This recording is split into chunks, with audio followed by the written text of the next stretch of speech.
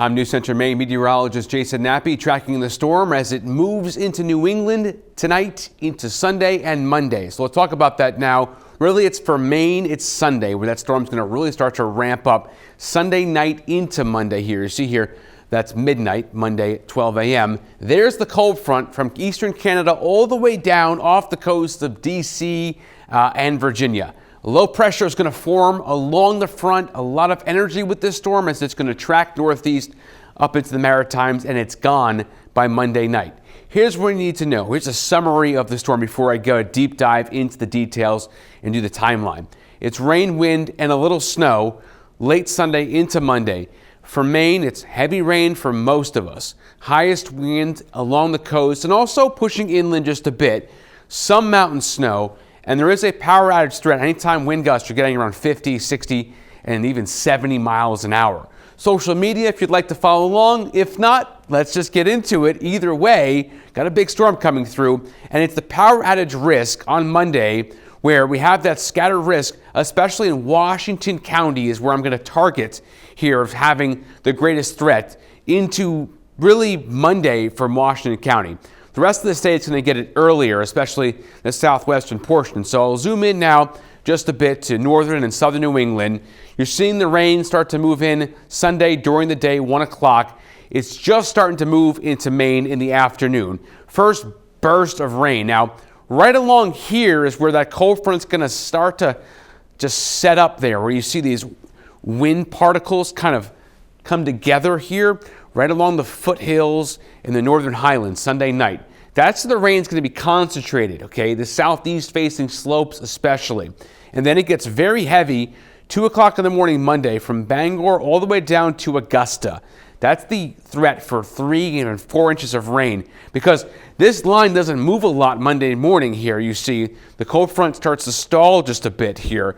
You get that concentration of the wind and the rain. And the rain's going to pull the wind down to the ground level with this, but it eventually gets kicked east by 11 o'clock in the morning to Washington County. So I want to zoom in now and slow things down. Sunday night, 8 o'clock. Here's the heavy rain, foothills, heading up north into Millinocket and Waterville.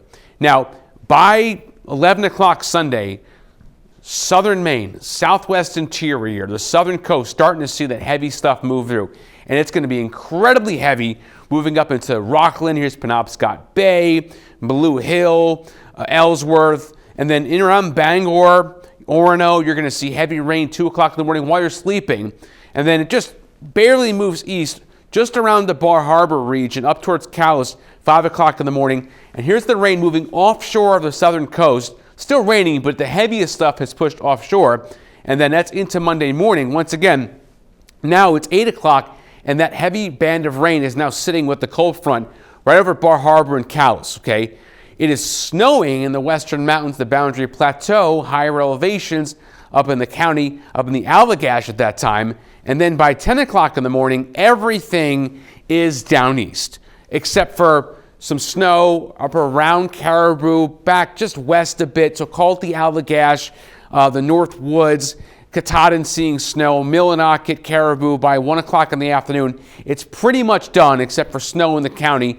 The west wind, the dry slot comes in and clears things out. So there's your storm. It's about a 24-hour give or take storm. And the power outage risk, I've put it to moderate because of the wind. We've also got the rain 2 to 4 inches.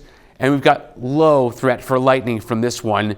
Not a lot of instability there. But the wind gusts have shifted east a bit because of the cold front Sunday night coming east, only about 25 or 50 miles. All it really needs to take is to take that wind offshore. And right now, that is the latest forecast, the latest details, is pulling that mostly Hancock, Washington. Those two counties, the bullseye for the greatest kind of ground zero with this wind, 57, 50. Now, it's not including what's going to happen, obviously, offshore and near shore. But still, that's a lot of wind, so the Christmas decorations could certainly end up in the neighbor's yard or in the next neighborhood. So you want to bring those inside right now if you haven't already. Holiday decorations, whatever you celebrate. Good time to bring Santa, the reindeer, and everyone else inside for a couple of days.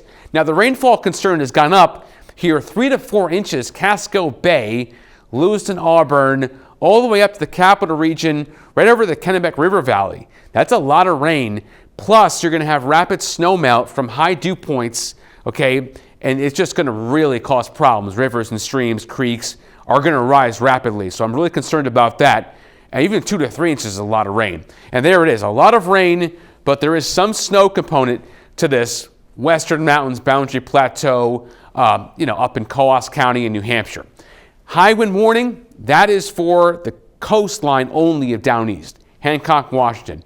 This could change. You get an update on our screen. You get an update on the News Center Maine app if that stuff changes. If these watches go to warnings, get an update. If they go to advisories, you'll get an update. If you're following along, if you have alerts set on the News Center Maine app where you live. Flood watch is up almost the entire state because of what I talked about, the heavy rainfall rates and the rapid snowmelt. So that's a problem. That right there is a power outage risk here Monday, and it's greatest here right around Machias. That's where I'd be very concerned to have the generator ready and go, fueled up and ready to go as we get into the forecast, especially on Monday. You want to do it, though, now or early Sunday before the rain comes. Social media, if you'd like to follow along and join our wonderful community, especially on Facebook there and YouTube, mostly weather stuff on YouTube and a mixture of both on Instagram. Thank you so much for being part of this. Updates on there and on the storm and online into the next 24 to 36 hours.